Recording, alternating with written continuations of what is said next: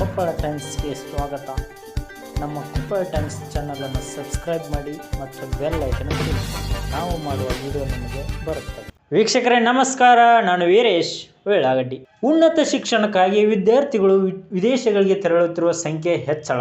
ವಿದೇಶಕ್ಕೆ ವಿದ್ಯಾರ್ಥಿಗಳು ಹೋಗುತ್ತಿರುವ ಸಂಖ್ಯೆ ಗಣನೀಯವಾಗಿ ಹೆಚ್ಚಳವಾಗಿದೆ ಎಂದು ನೀತಿ ಆಯೋಗ ಬಿಡುಗಡೆ ಮಾಡಿದ ವರದಿಯಲ್ಲಿ ಉಲ್ಲೇಖವಾಗಿದೆ. ಅಂದರೆ ಕಳೆದ ವರ್ಷ ಅಂದರೆ 2024ರಲ್ಲಿ ಕೆನಡಾ ಅಗ್ರಸ್ಥಾನದಲ್ಲಿದೆ.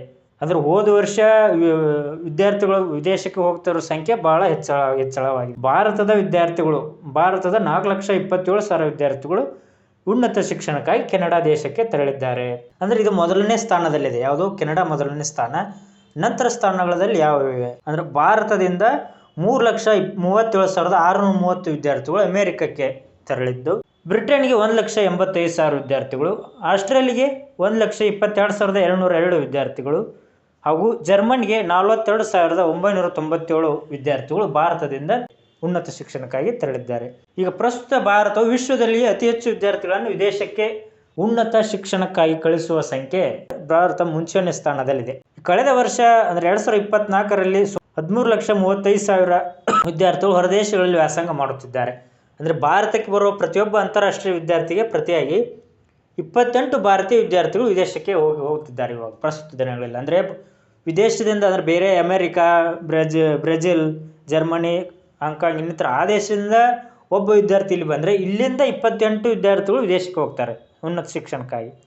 ಅಂದರೆ ಭಾರತೀಯ ವಿದ್ಯಾರ್ಥಿಗಳು ಉನ್ನತ ಶಿಕ್ಷಣಕ್ಕಾಗಿ 2 ವರ್ಷದ ಹಿಂದೆ ಅಂದರೆ ಕಳೆದ 2023ರಿಂದ 24ರಲ್ಲಿ ಸುಮಾರು 2.9 ಲಕ್ಷ ಕೋಟಿ ರೂಪಾಯಿ ವ್ಯಯಿಸಿದ್ದಾರೆ. ಅಂದರೆ ಭಾರತೀಯ ವಿದ್ಯಾರ್ಥಿಗಳು ವಿದೇಶಕ್ಕಾಗಿ ಉನ್ನತ ಶಿಕ್ಷಣಕ್ಕೆ ಹೋಗಲು 2.9 ಲಕ್ಷ ಕೋಟಿ ಖರ್ಚು ಮಾಡಿದ್ದಾರೆ.